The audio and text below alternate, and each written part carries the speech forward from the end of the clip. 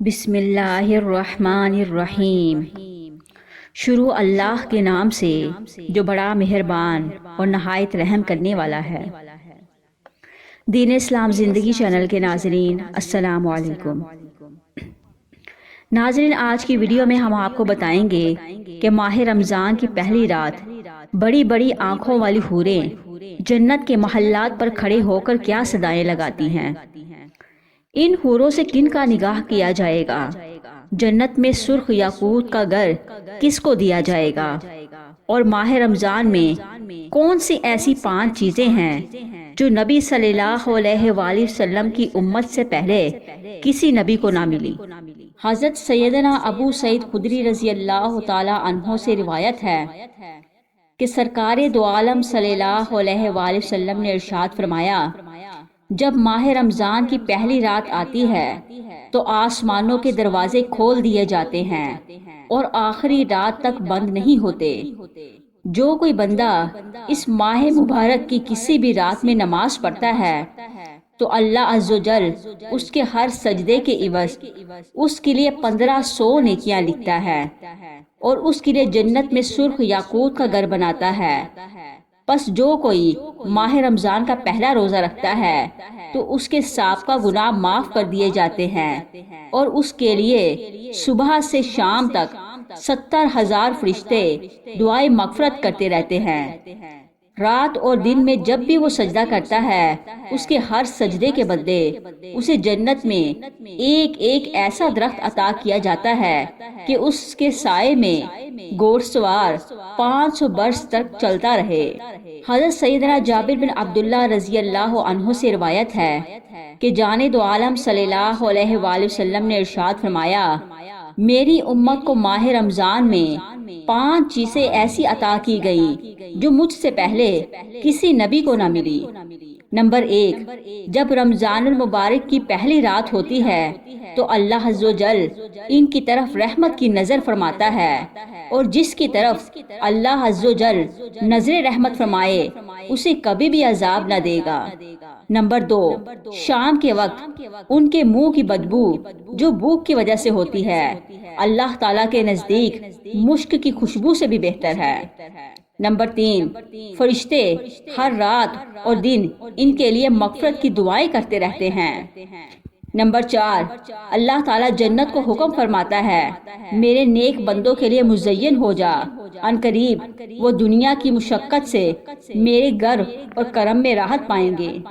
Number 5، جب ماہ رمضان کی آخری رات آتی ہے تو اللہ عز و جل سب کی مغفرت فرما دیتا ہے۔ قوم میں سے ایک شخص نے کھڑے ہو کر عرض کی، یا رسول اللہ، کیا وہ لیلۃ القدر ہے؟ ارشاد فرمایا، نہیں، کیا تم نہیں دیکھتے کہ جب مزدور اپنے کاموں سے فارغ ہو جاتے ہیں تو انہیں اجرت دی جاتی ہے۔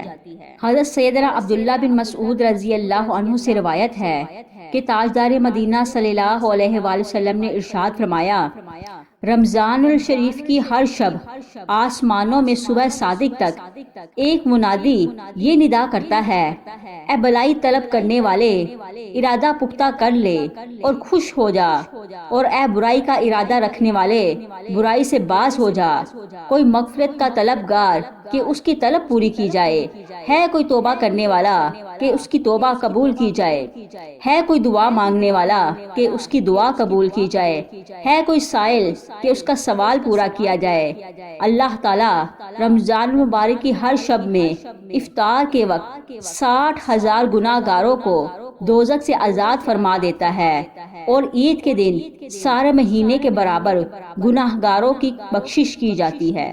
حضرت سیدنا عبداللہ بن عباس رضی اللہ عنہ سے روایت ہے کہ رحمت دو عالم صلی اللہ علیہ وآلہ وسلم نے ارشاد فرمایا، جب رمضان شریف کی پہلی رات آتی ہے تو عرش عظیم کے نیچے سے مسیرہ نامی ہوا چلتی ہے جو جنت کے درختوں کے پتوں کو ہلاتی ہے۔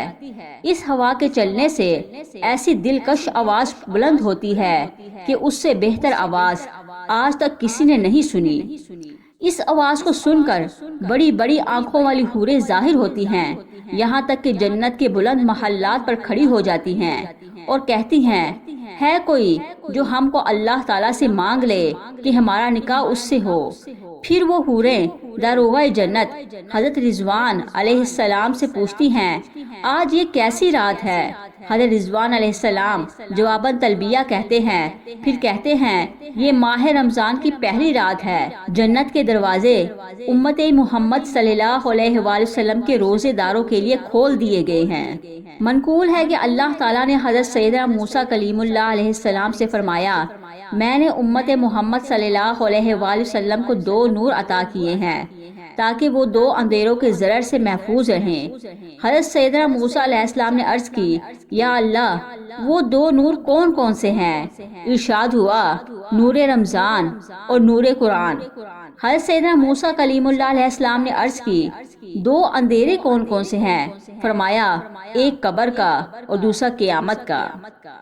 مدینے کے سلطان صلی اللہ علیہ وآلہ وسلم نے ارشاد فرمایا روزہ اور قرآن بندے کے لیے قیامت کے دن شفاعت کریں گے۔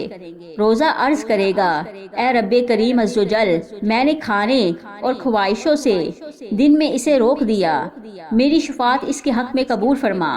قرآن کہے گا میں نے اسے رات میں سونے سے باز رکھا، میری شفاعت اس کے لیے قبول فرما، پس دونوں کی شفاعتیں قبول ہوں گی۔